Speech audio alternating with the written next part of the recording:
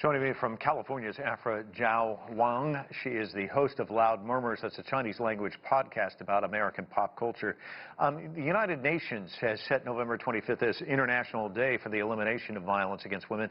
And this year, more than ever, it's really a time to look at this issue because the pandemic is really putting a strain on some of the areas that could provide help for women in abusive settings like domestic shelters, these helplines. They're feeling quite a strain. The lockdown, though, if there wasn't one, some of these women could come up with plans to escape an abusive environment, but now they're kind of stuck, aren't they? Yeah, absolutely. I have to say, as the previous video clip says, this is a pandemic within pandemic. This is a pandemic about people, like women, being trapped into a space with their abusers. The pandemic definitely enhanced this severe situation where, a lot of women, they are likely to be the one who lose their jobs first because of the pandemic. They are likely to be the one who stay at home to take care of their children who have to stay at home to taking online classes. A lot of factors made women became the victim of this violence against them within this pandemic. So last year, 243 million women and girls experienced some sexual or physical violence from their partner. And this year, this number has just five times more. This is just a stunning number that everyone should be able to pay some attention to. And so what's being done in China to cut the rates of violence against women? I know the UN has started a pilot program in 3 provinces. What's the overall goal? How do you think that might work?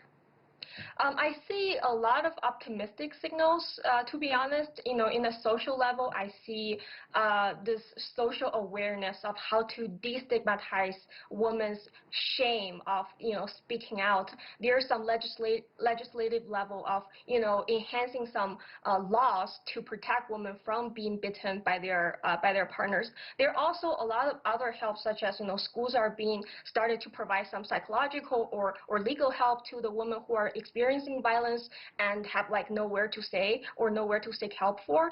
I see a lot of really good signs, and I do agree that UN has been together with China since many decades ago to elevate Chinese women's status to speak out for Chinese women's right in a lot of realms. And the UN is keeping track of all the numbers. Some of the statistics just jump off the page during this pandemic, and they are really alarming. Calls to domestic hotlines, they've jumped 5-fold during the pandemic, but at the same time, this economic hit, a number of these crisis centers, shelters, women's organizations, they're running low on funding. So what do you think can be done beyond that to try and help during this trying time? Is it basically public awareness, education? What do you think?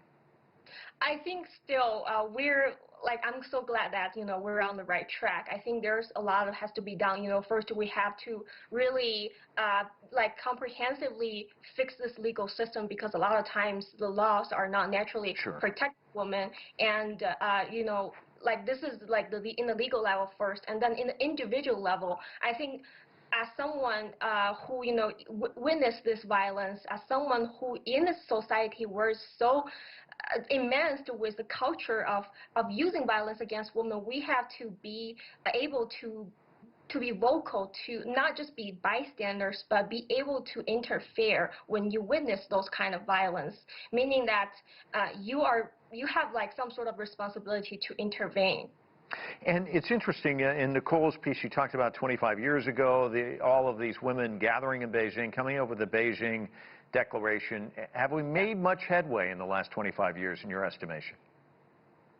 Yeah, absolutely. Just as a young woman growing up in China, I myself witnesses a lot of violence, just from pop culture to my everyday life, no matter it's from my friends' mothers or, my grandparents, my grandmothers. I've seen a lot of those. I see a lot of women are just victims, to be honest. And, look at right now, people have a lot more channels to seek for help. People have a lot more resource to be able to, justify themselves, as well as seeking their righteousness in the society.